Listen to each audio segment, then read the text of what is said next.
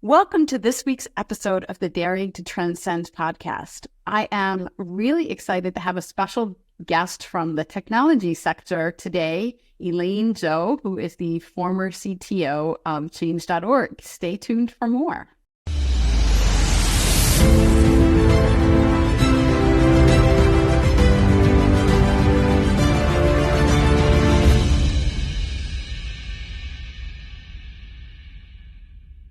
Today's guest is Elaine Zhou. She is the co-founder of Siege CXO and the former chief technology officer at Change.org, where she led the global engineering team to drive Change.org to the forefront of responsible AI. Elaine thrives in rapidly changing, ambiguous, and complex environments, which has led her to incredible partnerships with founders, CEOs, and division presidents to bring their business visions into reality. So I'm really excited to talk to you today, and especially after our brief intro conversation. You have a great story to tell, Elaine. So let's tell us your story about your career, at least at this point. Thank you, Karen. Glad we finally get a chance to talk, and thanks for having me. I'm really glad that you're here. You have a really fascinating story, and I'm looking forward to sharing it with everyone. It's indeed a long journey, especially there's a lot of things happening right now. So after being in the technology field for the last 20 plus years, I see there's a lot of need for founders, CEOs, and division leaders, and need very experienced leaders who have been there, done that, serve as an advisor or serve as instrumental until they determine what really the business, the team need for the next chapter and how to implement it. So with that, I decided to start my own practice. I'm not saying that I would not go back to join a full-time opportunity, but as for now, right now, I think that's the best to fit what I can serve the community, the tech community, what can maximum my value at the same time, allow me to spend more time in supporting other women in tech, which is one of my passion. And I spent a lot of time doing that in my career, and I just want to dedicate more time on that. Yeah, and obviously supporting women leaders is my passion, and I always have a special place in my heart for women in tech because I spent a lot of my career in tech. So I get it. Technology takes a special kind of leadership, and I love that you're creating an environment where you can support other leaders, especially as they go through transitions. I read an interview that you did a while ago where you talked about, your team and working with small teams, to scale up. And one of the things I loved, the quote that you said, if we are to position ourselves as a technology company and change the engineer's mindset to think about if we're doing this right, what we do versus what's just good enough to get by. So talk to me a little bit about that. So I think a lot of time, the composition of the team culture, or what the superpower is, really depends on what stage the organization, the business is, what kind of business it is, right? So for that particular time, I was referring to in a lot of time as startup. A lot of time, people have this mindset, especially when we talk a lot about MVPs, and people just focus on what is good enough. Now, there's a reason why we want to say good enough, because we do want to get the MVP product to the users and test out. But that doesn't mean that we can build sloppy software, right? That is different, So I really want engineers to push the envelopes and have the growth mindset. Really, that's what it is, to have the curiosity. Try to push the envelopes.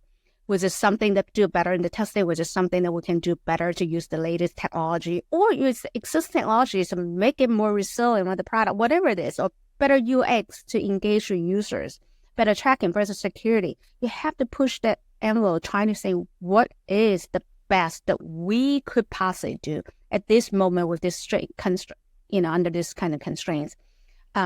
that is fundamental. It's the first and foremost, it's the mindset change. If we don't change the mindset, we can't make things happen. And it's the leader's responsibility to put in that, help that mindset change, whether it's motivation, support, training. That really depends on the stage of what the team needs.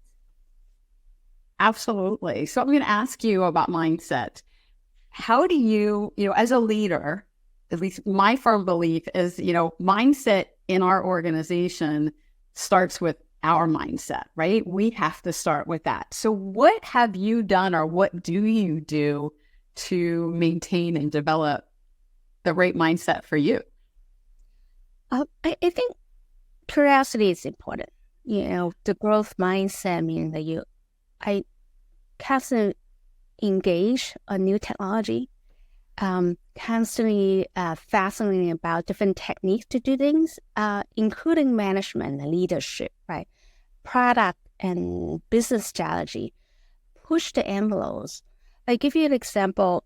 As an engineering leader, come from a tech, it's easy probably for me to relate to the newer technology, get excited about things. But I realized as I grow, two areas that I actually need to work extremely hard on. One is just general leadership skills, how to lead, how to manage people, how to motivate people, how to take care of people, yet at the same time, push for high performance, right? Mm-hmm. I didn't learn this at school. There was no such course in engineering school, even one of the best schools that I went to, right? So that's something that I learned. And also these kind of learning, you can't just learn it from books or listen to podcasts or go to some exact training. I have to practice it to get it, because it come with the style, my style, the team, and the various different circumstances. That's one. Two is business. That's another thing, as train, technology leaders a lot of the time. Even now, and especially for women, we don't necessarily have a full seat at the table. Mm-hmm. That's the challenge, because the lack of more traditional or a proper trained business, right? Yeah. So that require, all of a sudden, we got promoted because we do so good in technology, keep promoting, or because we build teams, we got promoted, and finally realize, oh my God, I need to learn how to read a balance sheet, right? I did learn engineering, economy, and finance, but that doesn't mean that I know all these evidence, how OpEx and, CapEx. All those need to learn, because I need to be able to communicate with my CFO. Because together, we need to determine what the company strategy should be. So those are things that have pushed me to learn from my peers, to learn, doing trainings. As you probably noticed, I did multiple these executive training. Now I'm in a 1 year part-time UC Berkeley CEO programs. It's all about learning those so that I can better collaborate with my peers. I can better support my team. I can better help the business grow, right? So those are things that as I doing that, I become, and I hope is I become using my actions to demonstrate what it means. Yeah, I have the curiosity, have that growth mindset. I love that. And learning is so important. I remember my one of my early managers, and actually he was my supervisor for a lot of my career, always said, the minute you think you know everything there is to know about, he said particularly about leadership and management, but I think this is true about anything. The minute you think you know everything, you're doomed, right?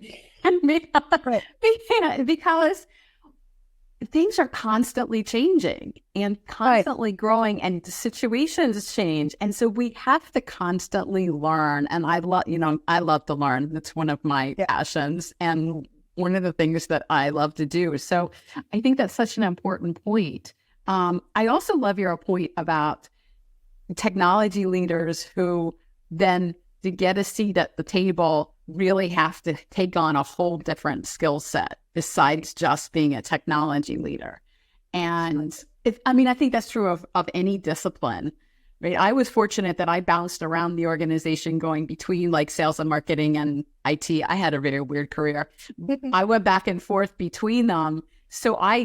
But that ended up being one of my strengths, right? Because I knew the business, I knew the customers, I spent time in front of the customers, and then I spent time behind the scenes in IT and could weave those things together. And that, not everybody gets the opportunity to do that. So you really have to seek that out. Right.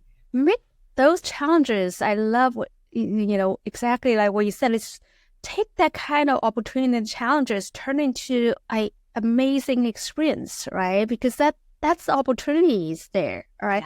So now you really feel the pain points of those departments, right? Then you got a better idea how to solve it in a better way. Not just good enough, it's actually a better solution. Yeah, absolutely. No, 100%. So I want to change subjects a little bit here and go back to where we started at the beginning with your career. So you were at change.org for a little while, and then you started your new venture now that you've co-founded so that you can serve in a different way. But what happened in between those two things? So I took some time off. Thank you for asking that. It's the first time that I finally decided to take some time off, like take a break, sabbatical, whatever you want to call it. So I took a good, few months off to travel, but travel more to places I typically would not travel to. I did 2 road trips driving an RV with my husband across the country, across Canada once, and then from Toronto to Vancouver, and also drove the RV from Chicago back to the Bay Area. Because I want to see the rural area, want to see the heartland. Especially in a change, I was very lucky in one of the highest growth and also business time in the company's organization history. So we talk about pandemic, racial justice movements, elections, you name it. I was so busy working. I'd never get the chance to see and meet the people that we are serving. And I want to go to the heartlands. I want to go to the rural area. Those are people that a lot of time we, especially for people in the tech, they forget. I mean, we know they're there, but we think that we can just connect with them using this amazing technology. But I really want to feel, I want to see where they live and how they work and how they appreciate the society, how they see the futures. Yeah. So that is the one main things there. I also spent a lot of time to talk to different organizations supportive of women in tech. I went all the way to Riyadh, Saudi Arabia, to give a talk about. I couldn't get the approval for talk about women in tech. So, gee, there's a surprise, right? But I was able to talk about what the younger generations and technologies can do to bring responsible AI. That means we need to build a diverse, inclusive, and team to bring in everyone's experience and different backgrounds and into the table. Transform it into our understanding the users and the problem that they face, and how can we create product and address their concerns and really make the world a little better. So it was amazing experience. Yeah. That sounds like an incredible experience. And I love that you recognize that you needed to take the time off and reconnect with life from a different perspective. Because it wasn't just reconnecting with the people, really. I'm sure for you, it was reconnecting with life from after corporate. So what drove you to do that, to take that time off and do that? Was there a breaking point that you hit, or what was the motivation behind stopping and doing that? I think I accomplished quite a bit. What I would like to make it happen and change, and I will just time for me to reflect on what I want to do next. And every 2 years or so, I think about what is next, whether or not it's within the organization I want to have set big goals. And then I plan quite a bit. I plan my career, my teams, and planning those. So so this is the moment. But I at the same time also feel like blanking. I never really take a long breaks in my career. I, for example, joining Change. Before then, I spent almost 6 years in the AI startup until its successful exit and got acquired by a public company, fintech company. And I was supposed to say, oh, that's the time to take some time off. That was a hard job, with startup from Series B all the way to exit. But then because at the time, there was summer of 2020, so I dive into the new job right away with no breaks. So I feel like I owe it to myself to really reflect and think about what I want to do next in my career. What can I utilize my experience, my skills, and my expertise and help the community, help the people I care about, which in this case, especially women in tech that want to make a difference, and also help other startups and other technology teams to progress. Yeah, and I love that because it's so often, and I talk to lots of different women in different kinds of leadership positions, but so often it's amazing how out of touch we get with what we really want. You get to your point, you get caught up in, here's the job and this is what we need to do and we've got to get it done. And in technology, there's the deadlines and the budgets and use the matrix, check these off and get the checklist done and all of that stuff. And we so often don't take that time to say, wait a minute, what do I want? So I really applaud you for recognizing that and saying, no, this time I'm going to stop. I'm going to stop working. I'm going to re-engage differently and really think about what I want. So I know you realized that you wanted to start your own company. So you've co-founded Siege CXO, which is exciting.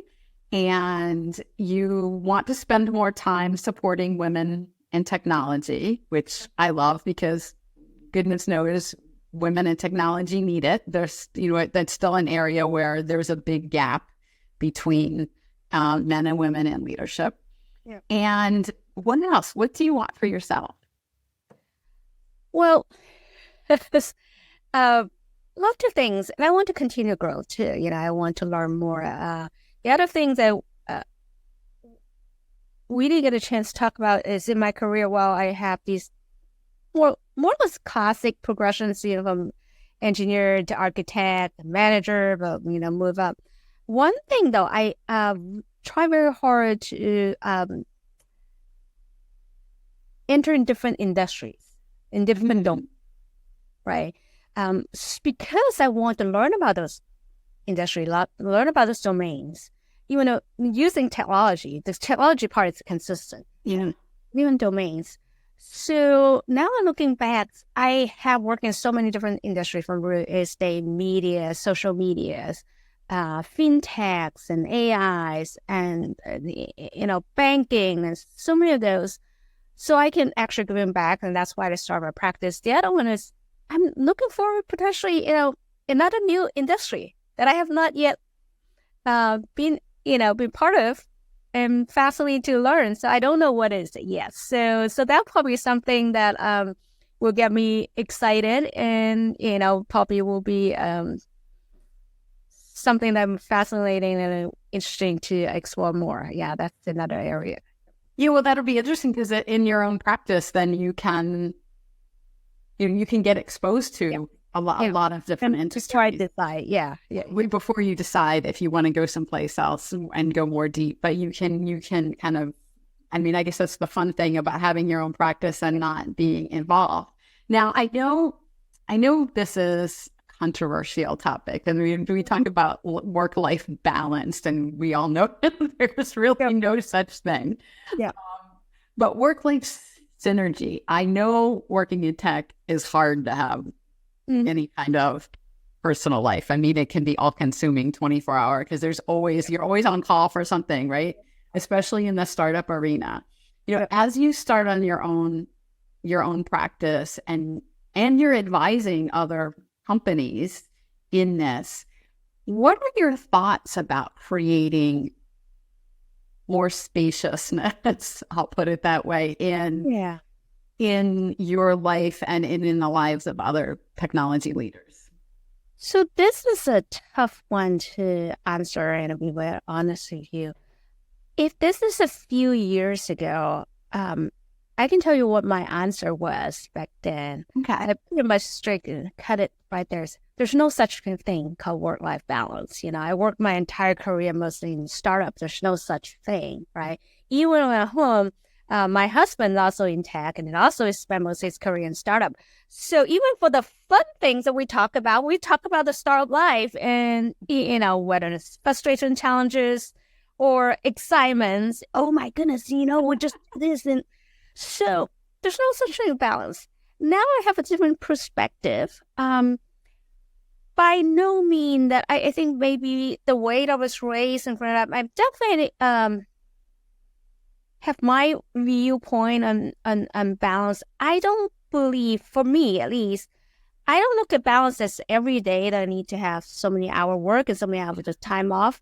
I look at in a little bit longer time frame, and then maybe not waiting for 20 years and for a long time off. But I think that we should reasonably expect that at times we need to put in a lot of effort, including hours, a lot of hours. But then you can ease up some other times, because the product has a certain life cycle. The business have certain cadence, in the development team have certain cadence. So I think that's fair. I don't think, at least for me in this stage, I don't think it's realistic. And I'm not sure if I feel that's fun for me, that I should expect every day or every week I got this balance. But I think it's, in a reasonable time frame that, because at times when I got excited, I have to work around the clock. Not to say that this is sustainable, but I think if you feel that you can do that and you find joy, that's okay, right? Now, but if you feel like you are forced to do that, you're doing that only for something that's not about your passion, whether or not it's for money or whatever reason, that you feel like you're under the gun just to do it, day in and day out, not just once that you can actually take a break, that you should really reexamine, is that an alternative, and I do believe that most of the time there are the alternatives if we work hard, think hard enough, right? Yeah. It's a tough one. I know, especially these days, we all talk about work-life balance or some kind of balance. But I think we have to define what is our boundary. Each of us define what is the balance means. For me, maybe I read a book, maybe I learn some new things. That's a way for me to relax. Maybe it could be a travel, maybe it could just a walk. You have to figure it out. Everyone has to figure it out. Yeah, and I love that. And I love the way you took a holistic viewpoint, because there are people that need, that we all need different things. So there are people that need a certain work-life balance, every day. Like growing up, my father, I love my dad. My dad was, and of course he grew up in a different generation, the 9 to 5, so to speak, generation. And he was basically, his philosophy was, if I need to work overtime to do my job, then I'm not being managed properly. Which is definitely one way of looking at it, right? It's looking at it. Obviously, today's world, that doesn't work. But we can only keep up a really intense pace for so long. And we do have ebbs and flows. Life has ebbs and flows, and we need to allow that in our careers. And that's what I love about your philosophy with us, is allowing for that ebb and flow. The intensity to, when there's a tight deadline, when there's something that really an emergency, something needs to be done, or something, to your point, you're really engaged in, then absolutely, stay engaged. If you don't have to all the time, though, Mm-hmm. you need to make sure that you are building in that time to step away. And you can't keep, people's health breakdown when they take that intensity all the time, right? I mean, you know that probably. I mean, we just need to find a different term of that, Yeah. because, work it's your work life, life, it's including work life, your professional life, your personal life, your family life, it's how do you judge and balance that? And at times you probably don't want it balanced because depending what stage your life is, I definitely think that for a young mom, the family is number one thing. Work needs to scale back. And I think organizations, companies to support that. We all know that we lost more amazing women when they reach childbearing age, right? They can't return, after they have kids, they have a hard time to return back.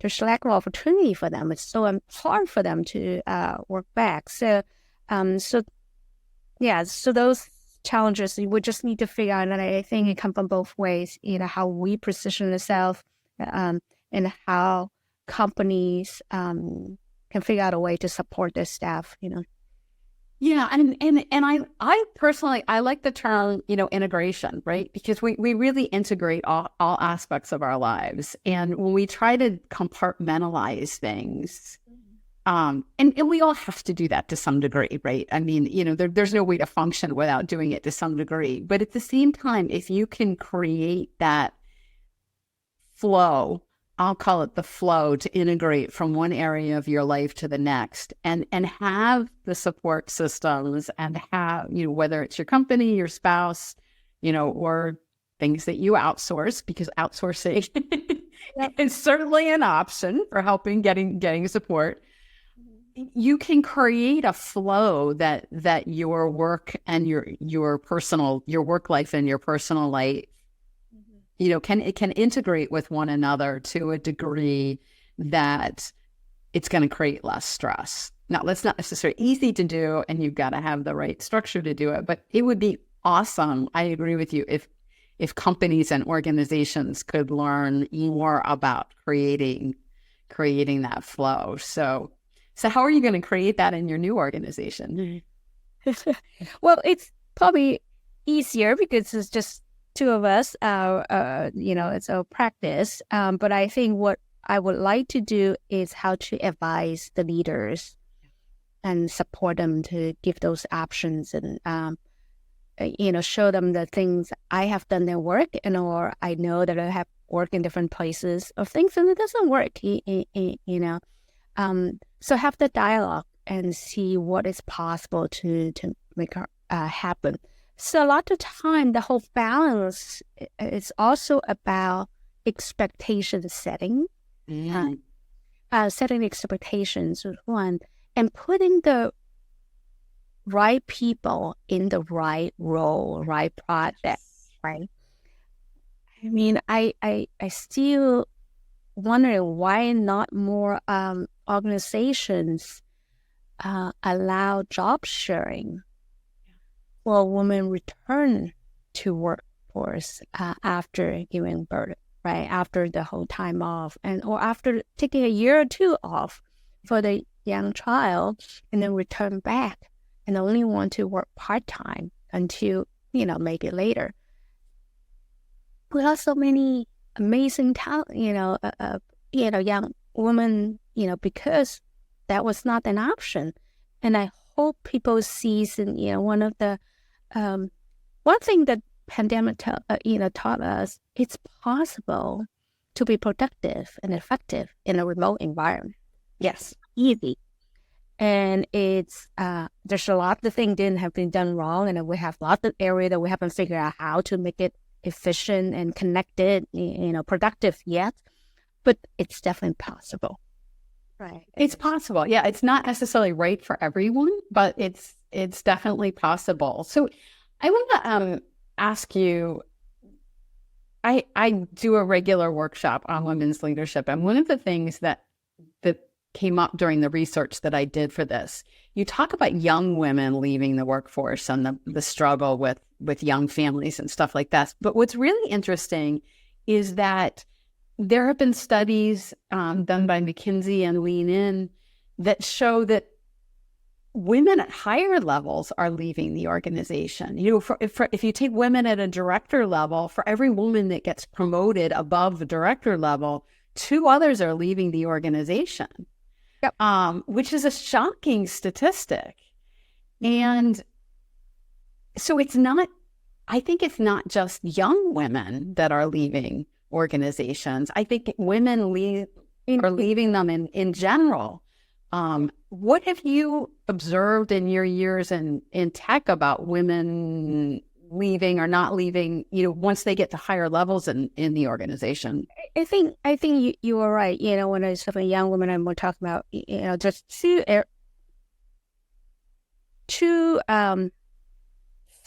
period that the industry lose a lot of women. One is from the childbearing age. Yeah. The other one, exactly to your point, is they got stuck in directorship, between director to VP. Yeah.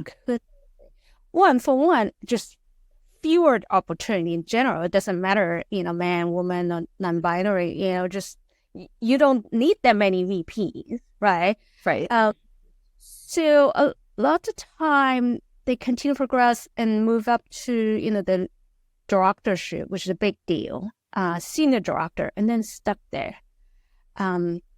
They didn't get the opportunity to get to the VP or C-suite level. I do think that is, after a while, and they kind of feel like, I'm stuck. Now they got squeezed. And after a few years in directorship, they got squeezed because they can't step in. And then you have newer generations coming in, right? Mm-hmm. They become the senior managers. They mentor and promote to become a director and senior director. Okay, now you compete. And then there's the ageism. Let's face it, ageism is real thing in the tech industry. And that's true for men and women.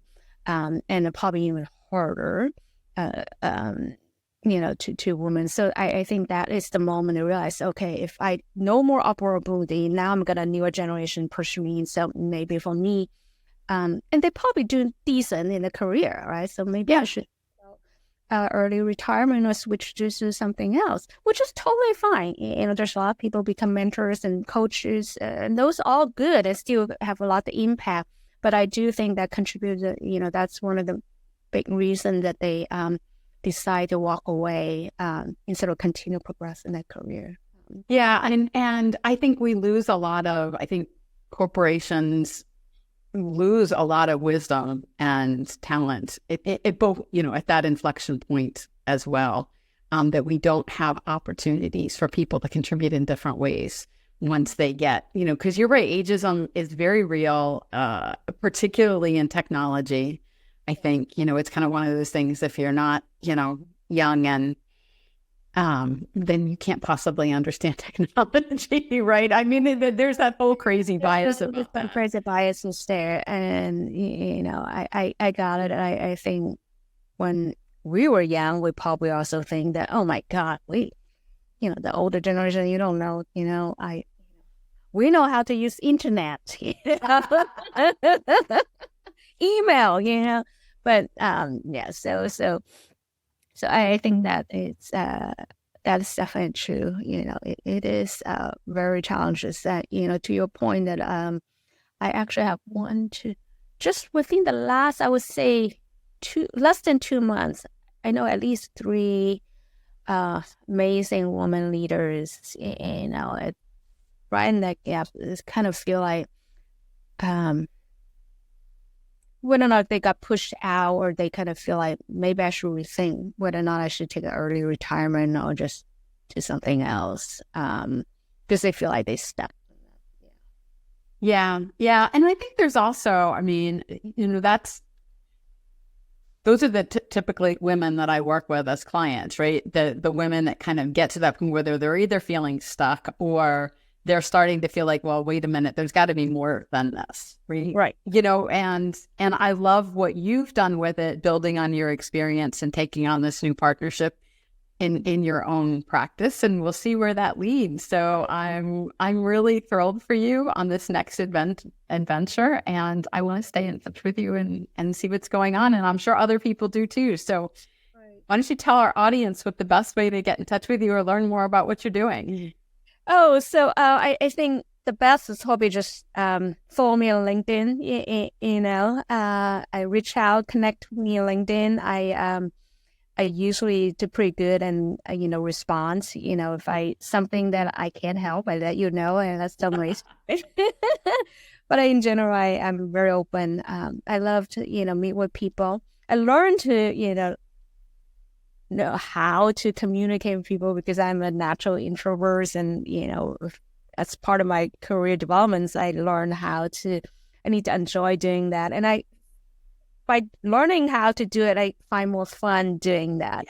So I'm looking forward to this new journey.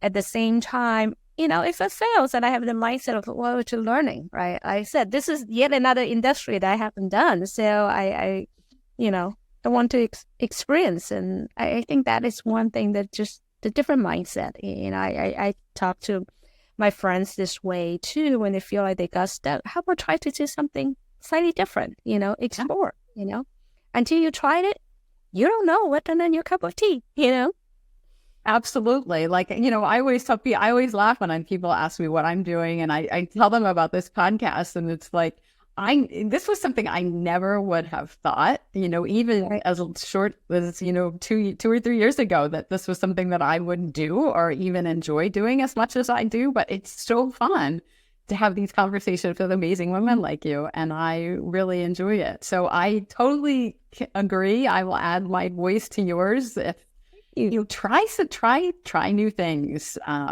even if you find out you don't like them or you're not good at them or it doesn't work out, you've learned something along the way, and I think that's really super important. So I got a chance to meet people like you, and I learn from you, and I see your journeys and got new ideas as well, and I will ping you for advice. Absolutely, and vice versa. So I love it. Well, Elaine, thank you so much for being with us today. If you want to connect with me, I'm Karen Ann Bulluck. You can find me also on LinkedIn or at my website at daringtotranscend.com. And I hope you'll join us next week for another episode of the Daring to Transcend podcast.